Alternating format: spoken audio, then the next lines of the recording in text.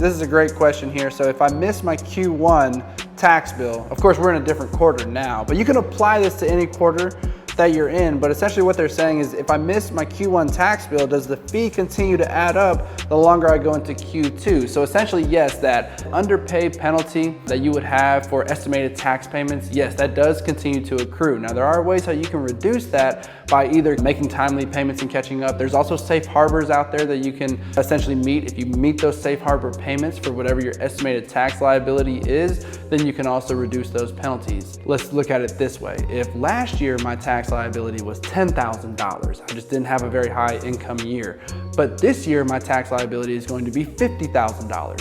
What I could do is I could pay the lower of either 90% of $50,000, or I could pay 110% of $10,000. Again, this only applies if you make over $150,000. So my high income earners, this is actually something that you should really take away, because when it's all about time value of money, if you can keep your money for longer, you can meet your safe harbor, you can pay that off, and you're not gonna get hit with any penalties.